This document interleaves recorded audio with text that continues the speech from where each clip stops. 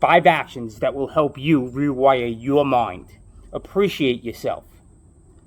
Replace your self-talk. Do a misogi. That's going to be a good one. Stop comparing yourself to others and forgive yourself. Now, I'm out here on my hike, and we're going to take a deeper dive into all of those. But first, I want to kind of set the stage for you. What are we talking about when we're talking about rewriting our mind, or rewiring our mind? We're talking about the files that are in our subconscious. Our subconscious is responsible for probably 95 to 99%, depending on who you talk to. 95 to 99% of the decisions we make, the behaviors we have, the beliefs we have, like, the subconscious is really the mind that's running the show. We think it's the conscious, but it's really not. It's the subconscious. So you've decided to make a change. Whatever that change may be, I want to, and fill in the blank. Whatever your intention is, whatever your goal is, I want to change. I want more money. I want to move across the country. I want to weigh less. I want to be more fit. Like, whatever it is, that's what your conscious mind's putting out there. But now you get that chatter, right? You get that self-talk in your head. Oh, you're not good enough to do that. Oh, you tried doing that before. You attempted that. It didn't work. Remember the last time you went on a diet, all that happened was you lost the weight and then you gained it back. All of this stuff, you decided to invest in the stock market or buy a house and you lost your shirt. Like, all of this stuff comes chirping back into your mind. And that's your subconscious pulling from files of your past experiences. And it's throwing that stuff out there because your subconscious is there to keep you safe, to make sure that you survive on the human race level. It's there to make sure that you survive, that the human race survives. So it wants to keep you safe. It doesn't like the unknown.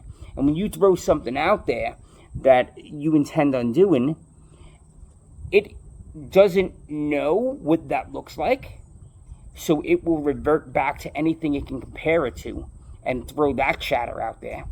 And if it is something that it knows, specifically, I'm going to lose weight again for the 10th time, right? Like, you say that in your head, that subconscious pulls from those files of this past experiences where you said you were going to lose weight and you never did.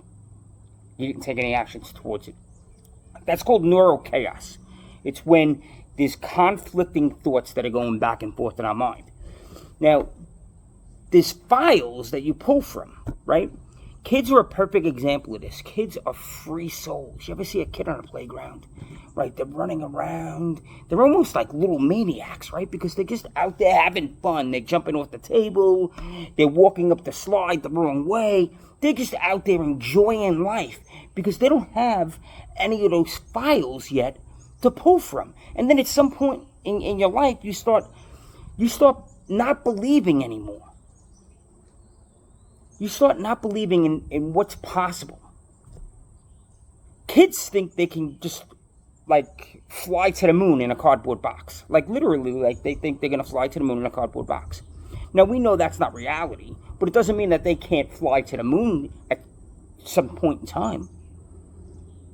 Right? Imagine if Elon Musk said, I don't know anything about rockets. I'm not going to start SpaceX. That's just... it's impossible. I'm not going to do it. Like, imagine if this is the conversation that went on in his head. And I'm sure there was chaos going on in his head, but he was able to push through. So at some point in time, we stopped believing. Everything you want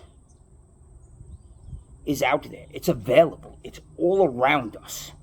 I want you to think about electricity for a second, right? You're sitting in your house. You don't see the electricity, but it's there. When electricity was first invented, right, first discovered, they didn't know what it was going to be all about. But eventually they found a way of, let's say, seeing it, right? They invented the light bulb. They invented the television, the refrigerator, things like that. Wi-Fi is another great example. The frequency's always been there. Nikola Tesla discovered it way, way, way back. So everything you want is out there. We just have to learn how to see it. We have to learn to look through the proper lenses to see it. And when we look through those lenses, all of a sudden things just start popping up. You ever have a point in your life where you're like, where do all of it, like all of a sudden, like I'm just in a flow, I'm just on a roll, like things are just happening. That's because there's synchronicity. Things are lining up where we're becoming aligned, right? When they talk about alignment, they're talking about your conscious intentions aligning with your subconscious beliefs and thoughts so that there isn't that neural chaos. I want you to think about your subconscious as what we said, kids don't have those files to pull from, right? So they're free souls. They believe anything's possible. Then we get to the point where we don't believe things are possible. And it's that chatter of the subconscious that's there to keep you safe, but that chatter is also corrupted. Think about this. Think about when you were a kid, it was stranger danger, right? That was the message that was given to us. That was the message that was printed on a sheet of paper, put into a file, and then loaded into our subconscious. Stranger danger, don't talk to strangers, don't approach strangers, all of that. And though that served us very well, and that led to us surviving as kids, that now corrupts our thinking. Don't believe me? You ever have to make a phone call and you didn't really want to make a phone call? Or why don't you just walk up to somebody at a party? You go to a party. The sweetheart dance at the school, right? My little girl, we used to, when she was in elementary school, we'd go to the sweetheart dance at Valentine's Day, right? And all the dads would be standing around like looking like very uncomfortable. Nobody walked up to anybody and said hello. Why was that? Was it a belief that we had? Everybody's there experiencing the same thing. Everybody's in their own state of misery, let's say, right? Like, we're here as the kids just run around. It's like a play date. We're just standing there. We do the same thing at the park. We go to the park. We don't walk up to somebody and start talking to them. Is that because we have a belief that it's stranger danger? So our beliefs are corrupting, or it's like a corrupted file or a virus, and we have to wipe that virus out. So how do we do that? I believe that the formula goes like this. Change thought. So we have a thought or an intention. We set a goal. That's the change. Plus the chaos of our subconscious, that neural chaos, subconscious attacking the intention because it's pulling from those files, equals life as usual. So change thought plus chaos equals change as usual. We have to figure out how to manipulate that formula. The way we manipulate it is change thought, so we keep the goal or the intention. Instead of chaos, we have to find out how to move into safety. And when we can do that, that equals lifelong, lasting change. How do we get to safe, right? How do we change that chaos to safe? That's where the 5 actions come in. Now, there's lots of different ways of doing this. This isn't the only 5 actions. I was out on the trail today, and I was thinking about this, and I'm like, you know what? Let me jot this down. And then I was like, I always stand in the studio. That's boring. Let me do something out here. So 5 actions to consider. The first, appreciate yourself. Let's talk about that for a second. The odds of you being born are 1 in 400 trillion. That's pretty miraculous. Like, just think about that for a second. Let that sink in. I'm here in this moment in life, and the odds of that's 1 in 400 trillion. I take that to mean that I'm made for really great things. I'm here for a purpose. I have a message. What's your message? What greatness are you going to bring to the world? How are you going to leave the world a better place than when you arrived? Appreciate all of your little nuances. It's who you are. It's what makes you unique. All your quirks are what make you unique.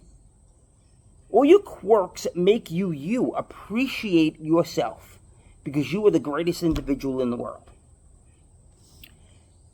Start changing your self-talk, right?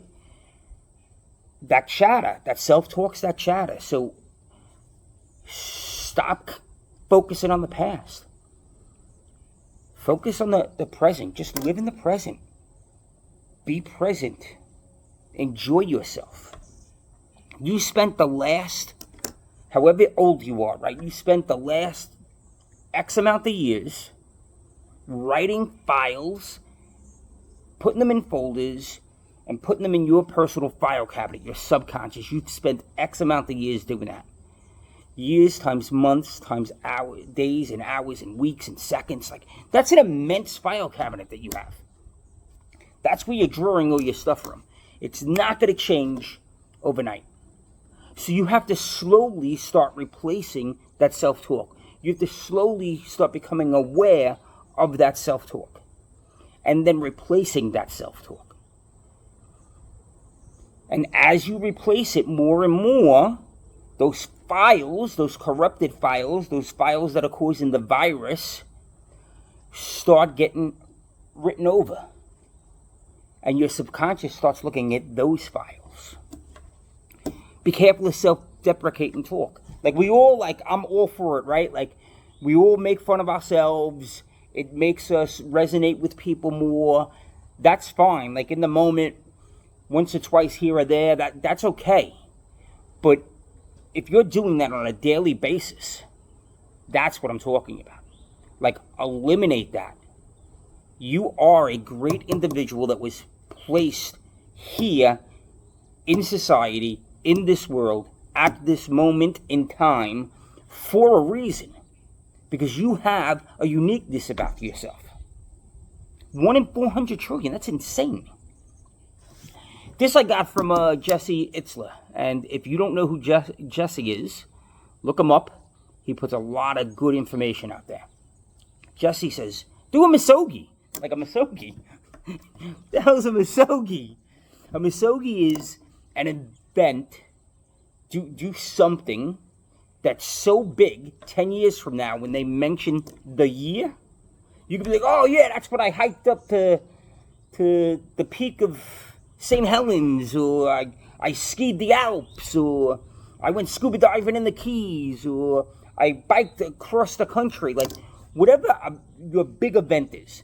Now, you're sitting there saying, well, I can't really do a big event. I don't have the capacity yet to do a big event. I don't have the support to do a big event. Jesse makes the suggestion of following Kevin's rule. Kevin's rule, Kevin is Jesse's friend. Kevin's rule is once every other month. So 6 times a year. Once every other month, do something you wouldn't usually do. Go skydiving. Go for a hike. Go mountain biking. Go to the beach.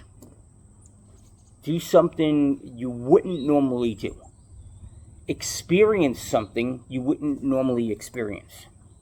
Go for a hike and sleep under the stars. Like, whatever it may be. It could be anything. But do something that makes you feel alive. Doesn't have to cost a lot of money.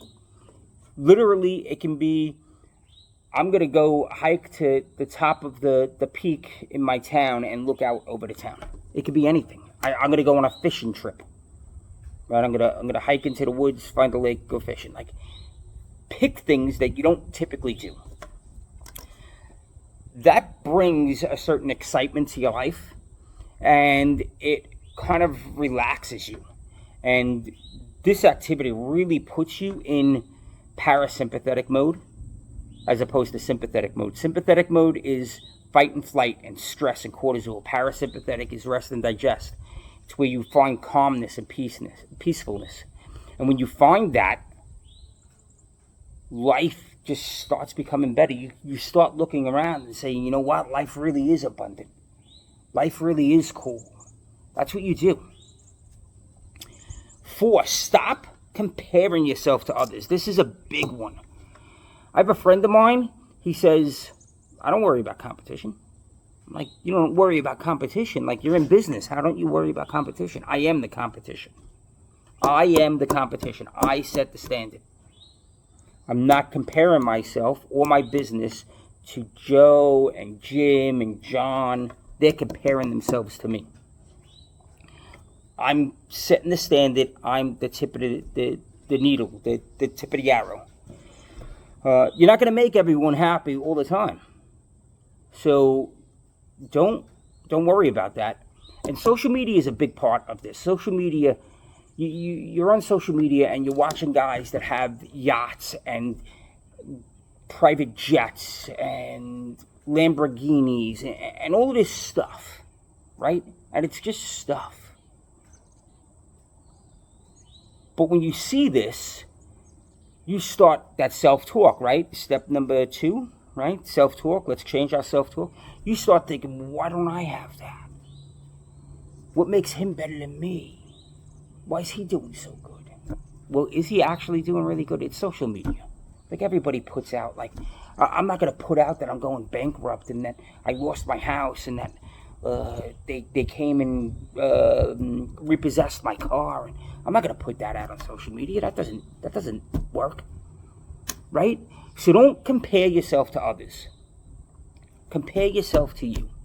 Are you taking the appropriate steps that you want to take? Are you happy with how you're living your life? If you're not happy, then change something. Einstein says it best. We can't solve the problem with the same thinking that created the problem, or something to that effect. But start changing the way we think. Don't worry about what everybody else is doing. Worry about yourself. Worry about the impact that you're having on the world. Worry about the impact that you're having on the world and how that's creating fulfillment for you. You don't get fulfillment because you brought the fastest car or the biggest house. That's fleeting fulfillment. It gives you fulfillment in the moment, but that fulfillment dies. Fulfillment comes from contribution. Fulfillment comes from when you're helping individuals. I get one of the biggest moments I have the most fulfillment is when I volunteer and I take care of baby animals. And when I'm doing that volunteer work, I get tremendous fulfillment in my heart. When I'm building houses, Habitat for Humanity. When I'm building houses for Habitat for Humanity, right? Like, I volunteer and I'm sitting there and it's freezing out and I'm trying to nail outside because there's no heat. And we're in the Northeast and it's November and we're trying to seal up the house before, like, all of that stuff. But I'm miserable in the moment, but I'm getting tremendous fulfillment out of it. Don't compare yourself to others because it really doesn't matter what they're doing. It only matters what you're doing and the impact you're having. Forgive yourself. I saved the best one for last. You need to forgive yourself and forgive others for that matter. And forgiveness isn't about letting them off the hook. That's not what forgiveness is, right? This was a hard one for me to learn because I had a hard time forgiving others. But when you actually go through the act of forgiveness, you're kind of closing the door on that chapter, right?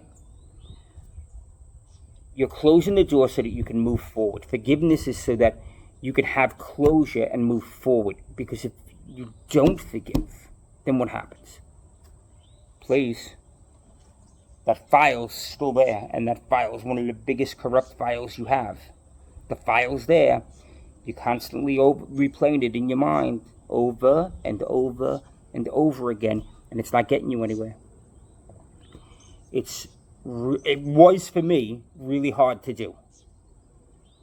But once I was able to do it, once I built the resistance and the skill to do it, the muscle to do it, it has done tremendous things for me. Forgive yourself for failing. Failing's part of the process. Just because you fail doesn't mean you are a failure.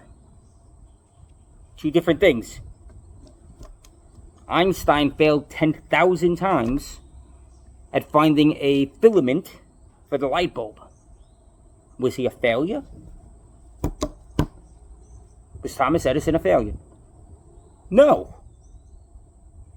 Well, in my opinion, he wasn't, right? You may have a different opinion, but in my opinion, he wasn't a failure. He just failed 10,000 times. Kids are another great example of this. Kids constantly they know they're going to not make it to the top of the slide, but they're going to try and climb up the slide anyway, and they slide down, and they make it up a little bit, and they slide down again, and they make it up a little bit further, and they slide down again. Kids are constantly failing when they get up, when they're crawling and they're learning to walk, right? They're crawling, they get up, they go to walk, they wobble, they fall. They wobble, they fall. They wobble, they fall. But they keep getting back up, they keep brushing themselves off. They're not a failure. Yes, they tried to take a step and they failed in that moment, but they're not a failure. So make sure that you're forgiving yourself. Guys, 5 steps to start taking action, to start rewiring or rewriting your mind. And by the mind, I mean the subconscious. I'm going to be talking a lot about this over the coming episodes, because this is how we make the shift. This is how we create alignment. Remember that alignment is the conscious mind sets an intention or a goal, and we have to get that subconscious mind on board. And how do we get that subconscious mind on board? We're going to be talking about more techniques. I call it slipping one past the goalie. We're going to talk about more techniques of slipping one past the goalie, which is I'm going to get a file in that file cabinet, and the subconscious isn't even going to realize that I put that file in there. So that when he goes to the file cabinet and he sees this file, he's like, oh, look at this file. Oh, yeah. Okay, this is what we're going to do. I don't have the shirt on today, right, because I was out on my hike, but we live up top in the numerator, not down below in the denominator, right? We believe in results over excuses. Go out there today. Be unstoppable. Crush it, guys. I love spending time with you. Crush the day. Go out there and be unstoppable. Take life and just run with it. Good to see you.